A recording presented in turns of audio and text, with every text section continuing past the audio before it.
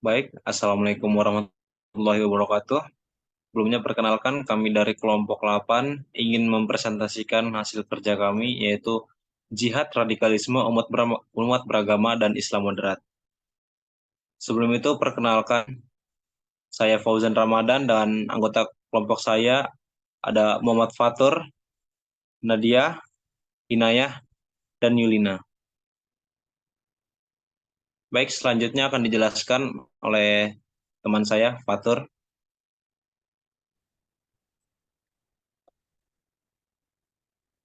Kita masuk ke materi pertama, yaitu apa itu jihad? Jihad adalah perang di jalan akidah.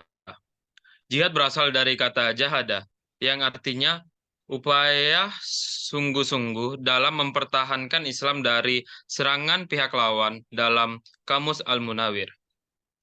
Jihad berasal dari kata jahada yujahidu, yang berarti mencurahkan segala kemampuan yang dimiliki. Al-Raghib dalam Al-Bana. Kata jihad adalah bentuk infinitif dari kata jahada, yang artinya menggunakan atau mengeluarkan tenaga, daya usaha, kekuatan untuk melawan suatu objek yang tercela. Next,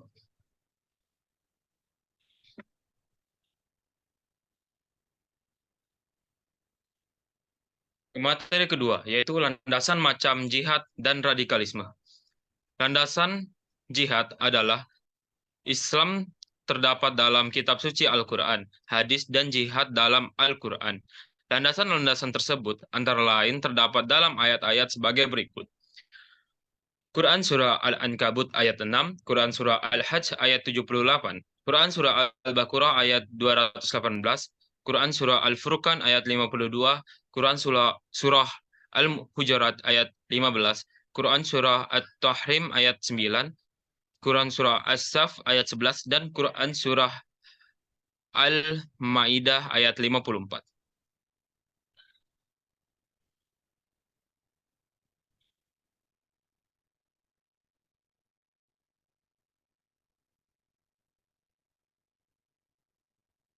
Adapun upaya-upaya yang dapat dilakukan untuk menanggulangi radikalisme umat beragama. Yang pertama, perubahan sikap dan pandangan dari negara-negara Barat terhadap negara-negara Muslim di dunia.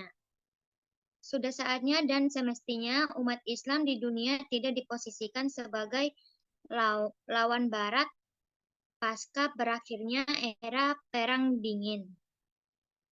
Yang kedua, mengurang dan menghapuskan kesenjangan sosial, ekonomi, politik, pendidikan, dan kebudayaan tingkat nasional, regional, dan internasional. Yang ketiga, reorientasi pemahaman agama yang tekstual, regio, dan sempit menjadi pemahaman yang kontekstual, fleksibel, dan terbuka. Dan yang keempat, melakukan modernisasi kehidupan umat secara selektif dengan mengakomodir sisi positifnya dan mengeliminir sisi negatifnya. Yang kelima, menentukan kesadaran setuju untuk tidak setuju dalam menyikapi pluralisme sosial, budaya, dan agama yang berkembang di tengah-tengahnya, masyarakat dan bangsa. Next.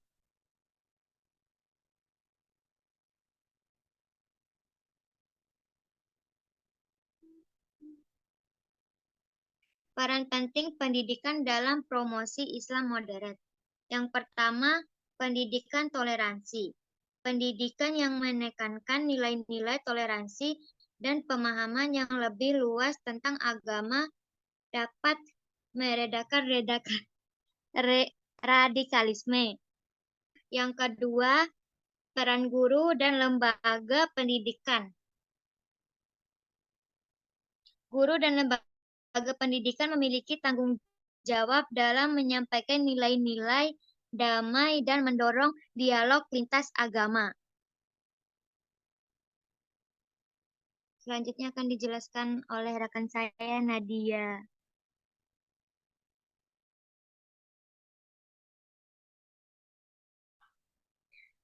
Selanjutnya ada dampak radikalisme umat beragama.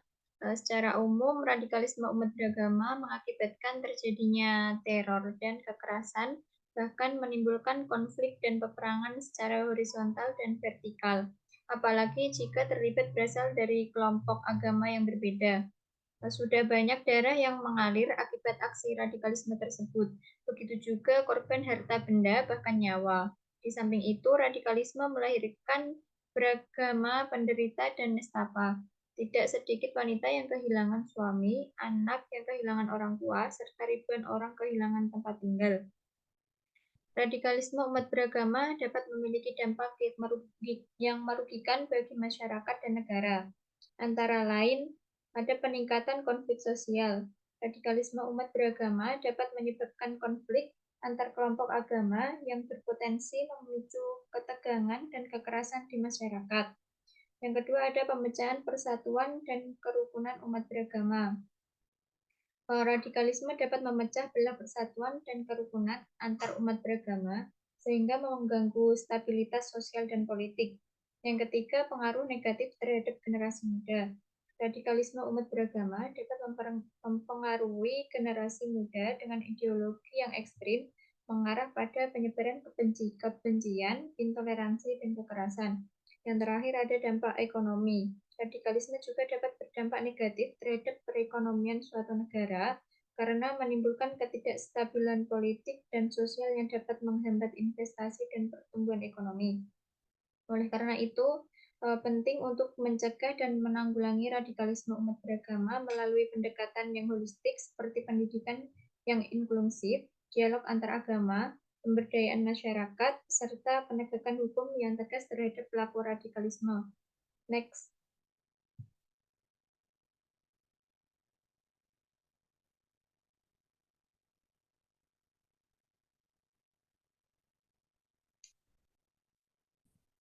Selanjutnya ada radikalisme di perguruan tinggi, dinamika, realita, dan deradikalisasi. Nah, tindakan radikal dan teror yang dilakukan oleh sebagian orang, khususnya dalam lingkup perguruan tinggi, tidak jarang selalu dijustifikasi sebagai bentuk pelaksanaan jihad. Justifikasi dimaksud tentu saja tidak bisa diterima, karena dalam konteks Indonesia, pemaknaan jihad demikian tidak bisa dibenarkan.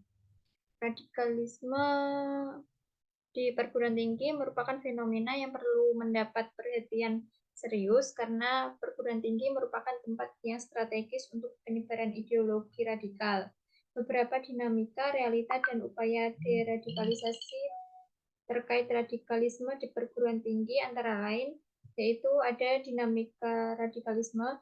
Radikalisme di perguruan tinggi dapat muncul melalui berbagai cara, mulai dari aktivitas keagamaan yang ekstrim, penyebaran ideologi radikal melalui media sosial, hingga rekrutmen mahasiswa untuk bergabung dengan kelompok radikal.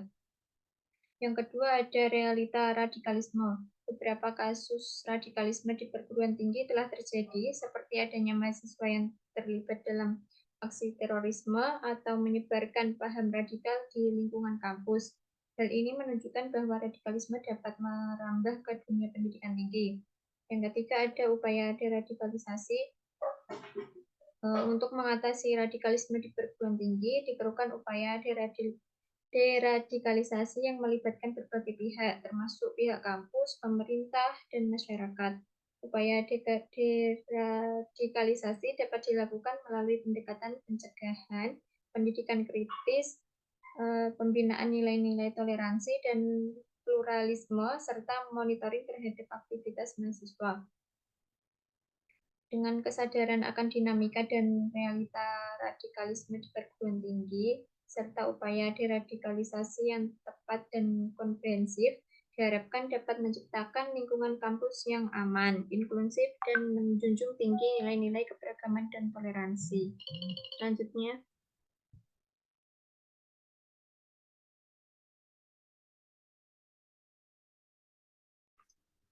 Selanjutnya adalah Islam rahmatun lil alamin dan Islam moderat. Islam moderat adalah nilai-nilai Islam yang dibangun atas pola pikir yang lurus dan pertengahan atau itidal dan wasat. Menurut Yusuf Al-Hardawi, Wasatiyah atau moderat sendiri merupakan salah satu karakteristik yang tidak dimiliki oleh negara lain.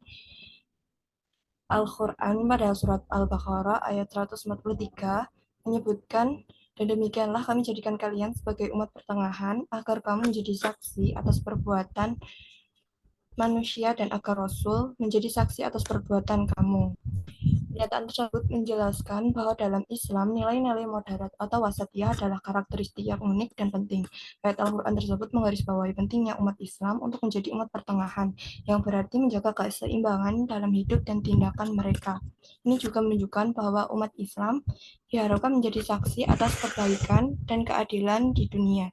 Islam moderat sendiri adalah interpretasi agama Islam yang menekankan pada nilai-nilai toleransi, kedamaian, kesetaraan, dan keterbukaan terhadap perubahan zaman. Ini adalah pendekatan yang menekankan pada keseimbangan antara tradisi dan konteks kontemporer.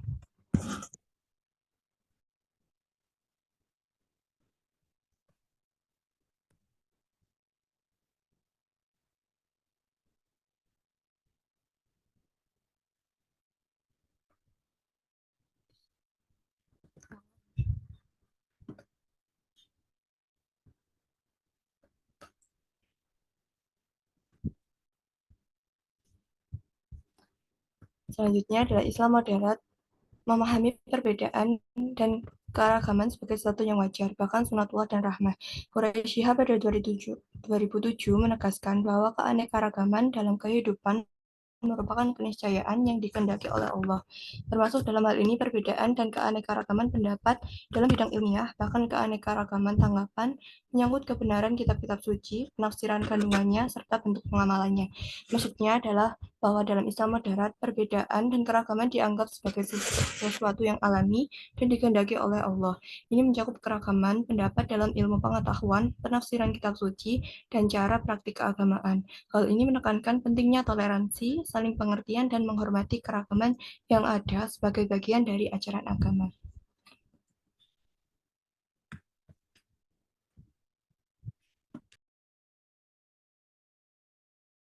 Baik, cukup sekian dari presentasi kami. Apabila ada kesalahan dan salah kata, mohon dimaafkan. Sekian, terima kasih. Wassalamualaikum warahmatullahi wabarakatuh.